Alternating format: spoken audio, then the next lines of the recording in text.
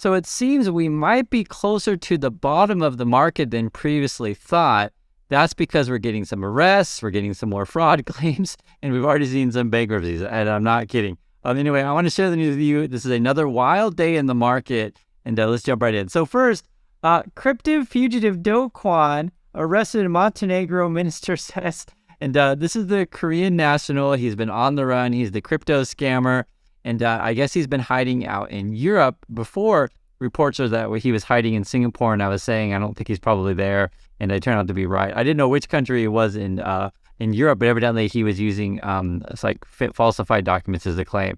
There's yet to be a confirmation that it's him, but I would be willing to bet if the Montenegro says it's him, they're tweeting it out. I'd say there's a high chance that it's him, and I don't think there's going to be that many Koreans hiding out in Montenegro, so I will give it a very, very high chance. And we'll wait for a later confirmation. But it's funny because I think this is sort of how market crashes tend to end, with a bunch of people in prison, a bunch of people arrested, and different bankruptcies and accusations of fraud.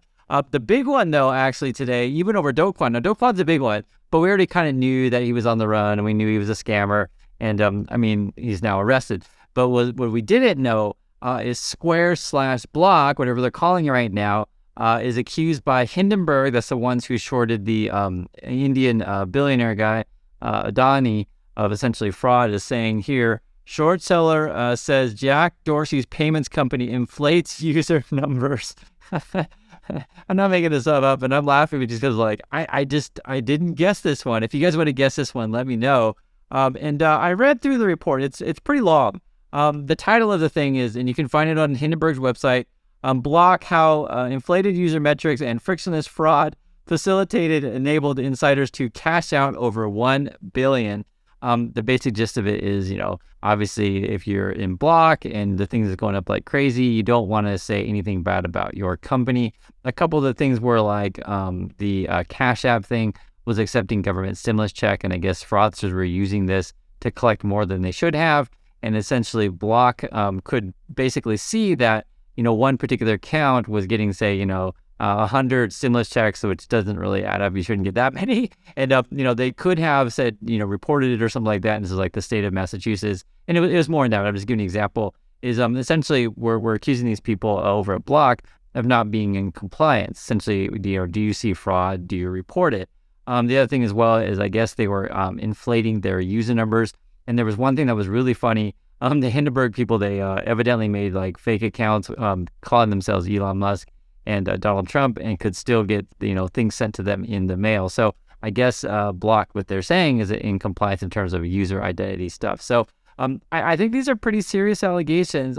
Hindenburg, tends to be right. So I'm on the side of Hindenburg right now, but I don't know. And again, these are allegations, and you can read them all yourself. There's a whole bunch of stuff in there. Like really a lot.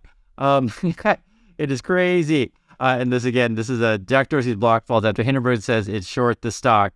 The thing that's really funny about this, if you guys know anything about Jack Dorsey or Block or Coinbase, which we just talked about in a prior video, who's also getting charged by the SEC, essentially what this is that Elon Musk, Kathy Wood, and Jack Dorsey, they're all buddies. And they often do like sort of Zoom chats together talking about crypto or tech or Twitter or anything else that they're talking about. And I just find it really funny that they're all friends, and in fact, they're all pumping each other's stuff. It's a real thing. So right now, Coinbase is down as a recording 11%.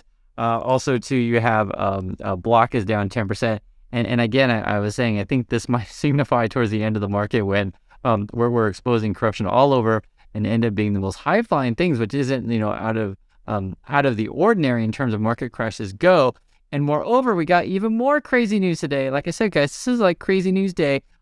This is the TikTok CEO. He's in front of Congress right now trying to basically tell everyone, no, China doesn't control our company. We're okay. It's just a bunch of people dancing. Pay no attention to us. And basically the allegations of that the government / Intel / FBI have been making against TikTok is that they are tracking journalists, tracking Americans, and essentially using data in nefarious ways, I should say. And the CEO of TikTok is trying to claim that they're not. So I'll give an update this at the end of the day. The thing is still going. And like I said, I think we may be closer to the bottom. If you want to use these kind of things as indicators, yes, there's other things to use, and I'm making joke. But the funny thing is, and I'm just sharing with you guys, is it's very, very interesting that we had the banking crash and sort of the rest of Kwon, and then now like block may or may not be, fraud, and then, all these different YouTubers getting class action, like all in the last couple of weeks. So like I was saying, I wonder if this is the bottom or close to it based on those indicators. Yes, there's many other things that we can be looking at, but I'm just saying like this is sort of how things end. Now, this is all part of a cycle though. And the way this game is played, after a bunch of people go to prison and stuff like that, give it a couple of years and there'll be, some politicians of a particular political party, you can guess which one, that will change the laws, right? Back to what they were before, meaning that, after all the rest of like that, we'll regulate heavily. And then we'll like, oh my God, our economy is sinking. We're doing so bad. We got to loosen up everything, and they'll loosen regulations, and the corruption and the fraud will start over again. It goes in cycle, right? Fraud happens. We make new laws. Then we forget about that those things ever happened. And then like we loosen up again and fraud will happen again. So let's hope this time will be different. And I'm making joke because I lived through the 07-08 financial crisis. And I was one of the people that was very, very pissed off about the whole bailouts and those kind of things. And you got to have a sense of humor. But yes, I was pissed off about it. I'm just being serious about this thing. And, let's hope this time that in the world that we live in now, it's a little bit different. Access to information is a little bit more. And people can be a little bit more organized on social media and say, hey, you know what? This is fraud. This is corruption. Let's change the laws. Let's regulate this stuff. And let's not change it back. And let's not forget. No, let's hope that's the way that it is. But again, I think what'll probably happen is the economy will slow down enough to where politicians are like, oh, no. We got to like deregulate everything because that'll make things better. And then we'll get that cycle again. But that could just be the history of the USA. So anyway, that's my thoughts on this stuff. I'd love to hear your thoughts on this. Do you think this signals the bottom of the market as we're seeing all this sort of fraud and corruption in a single day? So thanks again for watching, and I'll catch you next video.